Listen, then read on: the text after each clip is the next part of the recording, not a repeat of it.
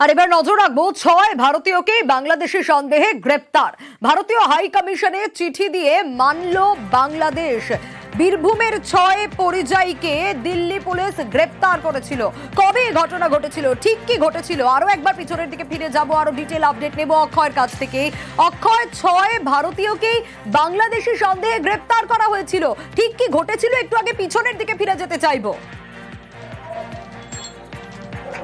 দেখো, তোমাকে জানি রাখি, বীরভূমের মুরারই বিধানসভার 6 জন বাসিন্দা তারা দিল্লিতে কর্মসূত্রে থাকতেন। এই 6 জনের মধ্যে 3 জন নাবালক আছেন এবং তাদেরকে গত 26শে জুন দিল্লি পুলিশ জোর করে পুশব্যাক করে বাংলাদেশে পাঠিয়ে দেয়, তেমনটাই অভিযোগ ওঠে।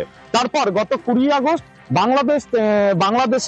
বাংলাদেশের সদর মডেল থানা চাপাই নবাবগঞ্জ এলাকা থেকে এই 6 জনকে গ্রেপ্তার করে অনুপ্রবেশকারী হিসাবে। তারপর সেখান থেকে মামলা গড়ায় কলকাতা হাইকোর্টে এবং হাইকোর্ট নির্দেশ দিয়েছিল 4 সপ্তাহের মধ্যে কেন্দ্র সরকারকে তাদেরকে এদেশে ফিরিয়ে আনার ব্যবস্থা করতে হবে। সেই মতো বাংলাদেশ পুলিশ, ওই থানার পুলিশ চার্জশিটে স্পষ্টভাবে উল্লেখ করেছে যে এই যে 6 জন তারা কিন্তু ভারতীয়।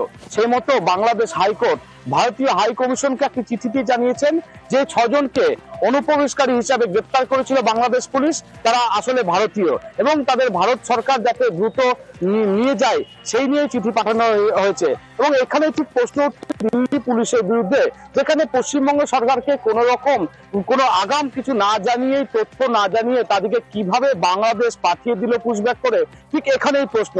এবং এখনো পর্যন্ত 2 সপ্তাহ কেটে গেছে, তবে এখনো পর্যন্ত তারা এদেশে আসতে পারেনি। পরিবারও দুশ্চিন্তার মধ্যে আছে। এখানে প্রশ্ন যে কবে তারা আসতে পারবেন, তার কারণ যাদেরকে গ্রেপ্তার করা হয়েছিল তারা যে ভারতীয় সেটা তো বাংলাদেশ পুলিশ, আদালত তারা পর্যন্ত মেনে নিল। তাহলে এই গ্রেপ্তারি, এই হ্যারাসমেন্ট এবং তারপর এবার তাদের ফেরানো কবে হবে?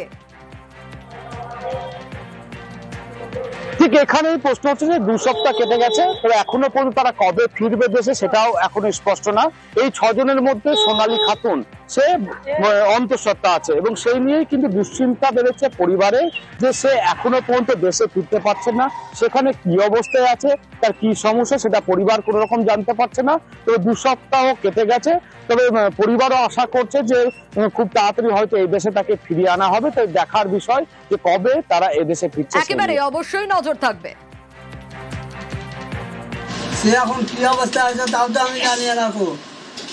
তো দিল্লির পুলিশে বাংলাদেশ পাঠান দিয়েছে, আর বাংলাদেশের হাইকোর্টেও বলে দিয়েছে কি ভারতের লোক। তো এখন দিল্লির পুলিশে পাঠাচ্ছে, দিল্লির পুলিশে আমার মেয়ে ছেলেকে আইন দিবে এখানে আমার কাছে। আমরা তার বাংলাদেশ নয় কি বাংলাদেশে থাকবে? আমরা ভারতে এনে যাও, দিল্লির পুলিশ পাঠাচ্ছে, দিল্লির পুলিশে আইন দিবে। 8 মাসের গর্ভবতী আছে, ওকে ওর জিম্মেদারিটা নিবে কে? ওর দায়িত্বটা কে নিবে? ও যে অমনি আছে, বাংলাদেশের পুলিশে বলছে কি এদিকে ভারতীয়রা, দিল্লির পুলিশ কি করে ছেড়ে এলো ওদিকে, বিনা যাঁচ পড়তাল করে ওদিকে রেখে চলে এলো। এখন যে গর্ভবতী, ওর কষ্টটা কে যে বলবে? আমরা চাইছি আরও জলদি ফিরে আসুক, একটু তাড়াতাড়ি হলে কামটা ভালো হয়। হ্যাঁ, বীরভূমের মুরারই বিধানসভার 6 জন বাসিন্দা, তার মধ্যে 3 জন মাইনর এবং সোনালী খাতুন যে হচ্ছে প্রেগনেন্ট লেডি, যাকে অবৈধভাবে পুরো পুশব্যাক করা হয়েছিল বাংলাদেশে, কোনো রকম পশ্চিমবঙ্গ সরকারের কাছে কোনো রকম ভেরিফিকেশন ছাড়া। ক্যালকাটা হাইকোর্ট থেকে যুগান্তকারী রায় দিয়েছিল যে সেন্ট্রাল গভর্নমেন্ট যেন 4 সপ্তাহের মধ্যে যেন তাদেরকে ফিরিয়ে আনার ব্যবস্থা করে। অলরেডি তো 2 সপ্তাহ হয়ে গেছে, 2 সপ্তাহের মধ্যে আনতে বাধ্য। বাংলাদেশ কোর্ট থেকে উপরে বলে দিয়েছে ইন্ডিয়ান হাই কমিশনকে যারা ভারতীয়দের নিজের ব্যবস্থা করা হোক। অসম থেকে বাংলা এনআরসি নোটিশ, নদিয়ার ধুবুলিয়া সোনাডাঙ্গায় এনআরসি নোটিশ। সঞ্জু শেখ, আসাদ শেখের বাড়িতে নোটিশ পৌঁছেছে। অহমিয়া ভাষায় লেখা নোটিশে পরিবারে আতঙ্ক। 15 বছর আগে পরিযায়ী শ্রমিক হয়ে অসমে গিয়েছিলেন, 1 মাস কাজ করে বাংলায় ফিরে আসার দাবি পরিবারের। কথা বলবো, প্রতিনিধি সমীর রুদ্র রয়েছেন সঙ্গে। সমীর, শুধুমাত্রই নদিয়া নয়, এর আগেও আমরা দেখেছি এ রাজ্যের বিভিন্ন জায়গায় এইভাবেই এনআরসি নোটিশ এসছে। খুব স্বাভাবিকভাবে সেই তাগিরে আতঙ্ক কাজ করেছে, কিন্তু 15 বছর আগে যারা গিয়েছিলেন আসামে কাজ করতে, যারা ফিরেও এসেছিলেন তারপর 1 মাস পর, তাদেরকে হঠাৎ এনআরসি নোটিশ কেন?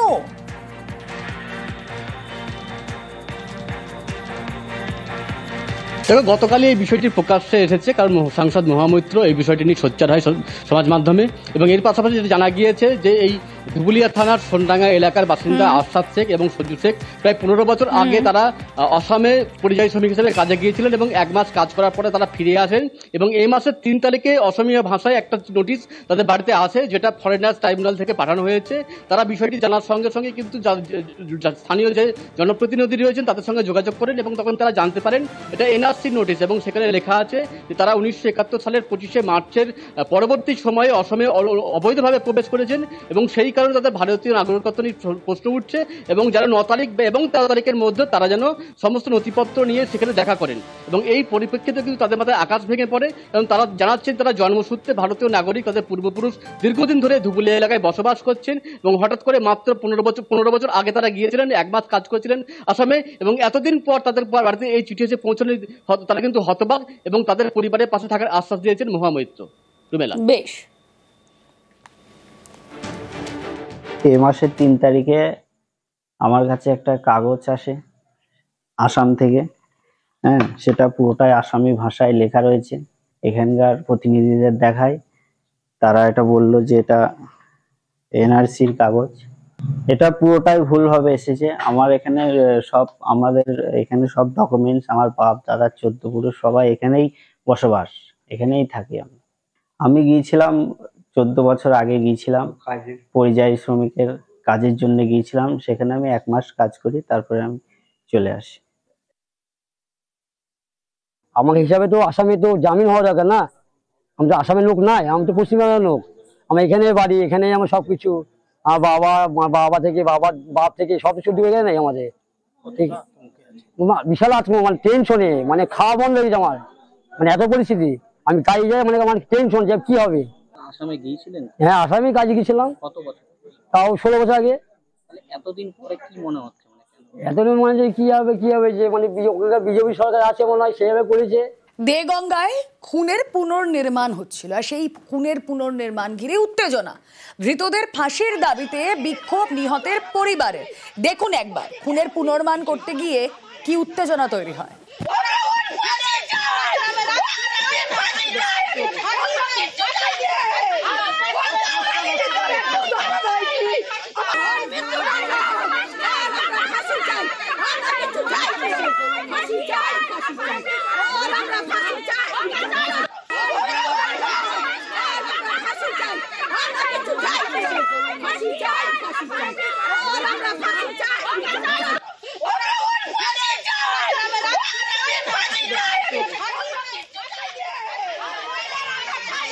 জিয়াউল আলম রয়েছেন আমাদের সঙ্গে। জিয়াউল, মঙ্গলবারের ঘটনায় বিবস্ত্র দেহ উদ্ধার হওয়ার পর আজ যখন পুলিশ ঘটনাস্থলে যায় ঘটনার রিকনস্ট্রাকশন করতে, আপত্তি কিসের, কি কারণে এই উত্তেজনা? দেখো, অর্থাৎ এই মহিলা আসমা তারা বা বিবি, ইনি হচ্ছেন মাস্টার মাইন্ড। ইনি ফোন করে ডেকেছিল শরীফুলকে এবং ডেকে নিয়ে গিয়ে সেখানে ঠান্ডা মাথায় খুন করা হয়। ফলে 1 ফুল 3 মালি এই মহিলার সঙ্গে আরো 3 পুরুষের সম্পর্ক ছিল। ফলে এই শরীফুল সেখানে যায় এবং শরীফুলকে ফোন করে আসমা তারা ডাকে এবং তাকে নৃশংসভাবে খুন করে। তারপরে সেখান থেকে তার বস্ত্র সেগুলো কিন্তু পুকুরে ফেলে দেওয়া হয়, মোবাইল, টর্চ লাইট ফেলে দেওয়া হয়। পরবর্তীকালে সেখান থেকে নিয়ে গিয়ে একটি ধান খেতে বিবস্ত্র অবস্থায় শরীফুলের মৃতদেহ সেখানে ফেলা হয়। ফলে দোষীদের কঠিন সাজা, তখন যেভাবে নৃশংসভাবে খুন করা হয়েছে এবং মহিলা পুরো মাস্টার মাইন্ড, ফলে তার ফাঁসির দাবি তুলে এলাকার মানুষজন বিক্ষোভ দেখায়। তাদের একটাই দাবি, মহিলার কঠোর শাস্তি হোক, ফাঁসি হোক। তার কারণ তিনি ফোন করে ডেকে নিয়েছেন। ফলে একাধিক যুবকের সঙ্গে এই মহিলার সম্পর্ক ছিল এবং তিনি একের পর এক মহিলাকে, পুরুষদেরকে ডাকতেন এবং তার সঙ্গে এই সম্পর্ক অর্থ নিয়ে তাদেরকে ফাঁসানো হতো, এমনটা অভিযোগ করছেন এলাকার মানুষ। শরীফুলও সেই ফাঁদে পা পড়ে এবং তার কাছ থেকে মোটা অঙ্কের টাকা, অন্যদিকে তাকে খুন করার পরিকল্পনা করে আসমা এবং আসমা আরো 2 তার সঙ্গীকে নিয়ে ঠান্ডা মাথায় খুন করে জলে ফেলে দেয়। ফলে তার কঠোর সাজা হোক, এমনটা দাবি তুলে এলাকার মানুষ বিক্ষোভ দেখে। ওকে,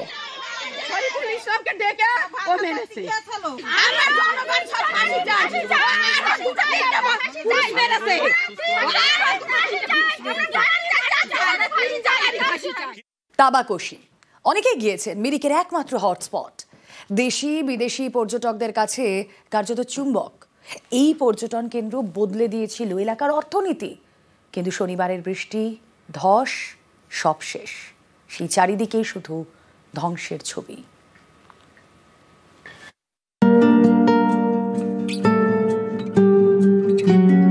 পাহাড়, নদী, জঙ্গল, চা বাগান।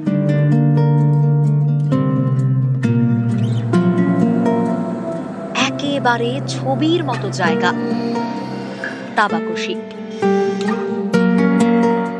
দার্জিলিং জেলার মিরিকে পর্যটনের হটস্পট। শনিবারের দুর্যোগে সেই তাবাকোশি লণ্ডভণ্ড। নাগাড়ে বৃষ্টিতে ফুঁসে ওঠে রাংভাং নদী, ধস নামে। ক্ষতিগ্রস্ত হয় প্রায় 16টি হোমস্টে। কয়েকটি হোমস্টে ভেসে গিয়েছে, কয়েকটি হোমস্টে কোনো রকমে দাঁড়িয়ে। 16 से 17 होम स्टे का डैमेज हो गया है। लॉस तो मेरा मेजर लॉस है। आप देखिए पूरा लॉस है। मतलब मेरा पूरा, मैंने आज तक जितना भी कमाई किया सब कुछ डाल दिया था, सब कुछ लॉस है। রাংভাং নদীর উপর লোহার সেতু, জলের তোড়ে সেই সেতু ভেঙে চুরমার। পাশেই কোনো রকমে নদী পারাপারের জন্য একটা রাস্তা তৈরি করা হয়েছে। ভেঙে গিয়েছে মিরিক এবং তাবাকোশির মধ্যে সংযোগকারী সেতুও। ফলে 20 মিনিটের রাস্তা এখন ঘুরপথে যেতে 2 ঘন্টা। 1968 से भी बड़ा है ये। इस टाइम तो अभी तो यहाँ पर बहुत डेवलप हुआ था। हम लोग एकदम विच्छिन्न हो गए हैं। पता नहीं कब टूरिस्ट आके यहाँ का व्यवसाय बढ़ेगा। हम लोग तो यही मांग है कि यहाँ ये जल्दी से जल्दी ये रास्ता और ये दोनों तरफ पक्का बात बनना चाहिए। তাবাকোশি 2020 সালের পর থেকে মিরিকের পর্যটনের মোড় ঘুরিয়ে দেয়। দেশ তো বটেই, বিদেশি পর্যটকদের কাছে হয়ে ওঠে চুম্বক, বদলে দেয় এলাকার অর্থনীতি। সেই তাবাকোশি এখন বিধ্বস্ত। इस डिजास्टर की वजह से नेचुरल हम लोग मेजर टूरिस्ट में बहुत है। इस बार जो अभी टूरिस्ट सीजन था उसमें बहुत इफेक्ट हुआ है। पहले हम लोग इसको कनेक्टिविटी ठीक करेंगे, ब्रिज ठीक करेंगे, उसके बाद फिर आस्ते आस्ते ग्रो हो जाएगा। फिर टूटा है तो फिर बनाना भी पड़ेगा ना। इसीलिए तो गवर्नमेंट है, सरकार है, सब लगा। सीएम मैडम खुद आया पहाड़ में।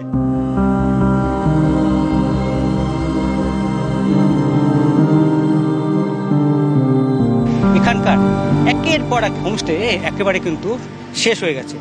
স্বাভাবিকভাবে দুশ্চিন্তায় হোমস্টের মালিকেরা কবে স্বাভাবিক হবে, পর্যটকেরা বা কবে এখানে আসতে হবে, সেই বিষয়ে কিন্তু এখনো কোনো রকম নিশ্চয়তা নেই। ক্যামেরায় অলোক কুমার দের সঙ্গে পার্থক্যম সরকার, নিউজ 18 বাংলা, তাবাকোশি। দুর্যোগ কেটেছে, রেখে গিয়েছে দগদগে ক্ষত। ভেঙেছে বাঁধ, বাড়িতে ফাটল, রাস্তার দুপাশে জমে রয়েছে পলি। নাগরাকাটায় নদী পারে বাসিন্দাদের চোখে মুখে এখন শুধুই আতঙ্ক। তাদের দাবি, বদলে গিয়েছে গাঠিয়া নদীর গতিপথ।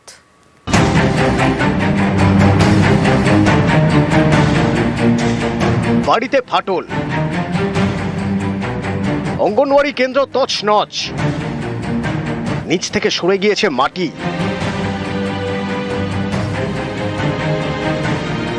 এ ছবি জলপাইগুড়ির নাগরাকাটার খয়ের বাড়ি কলোনি। খয়ের বাড়ির গা ঘেঁষে বয়ে গিয়েছে গাঠিয়া নদী।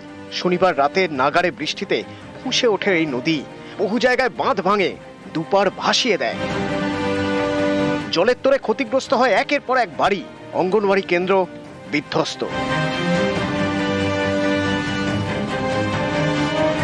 গাঠিয়া নদীর ধারে ছিল হচ্ছে এটি একটি আইসিডিএস সেন্টার।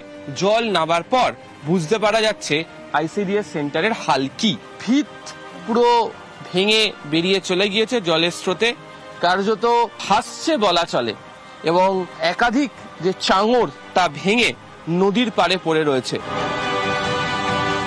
স্থানীয়রা আতঙ্কে, কারণ তাদের দাবি গাঠিয়ার পাড় ভাঙছে, বদলে যাচ্ছে গতিপথ। পাড় ভেঙে ক্রমশ লোকালয়ের দিকে এগিয়ে আসছে নদী।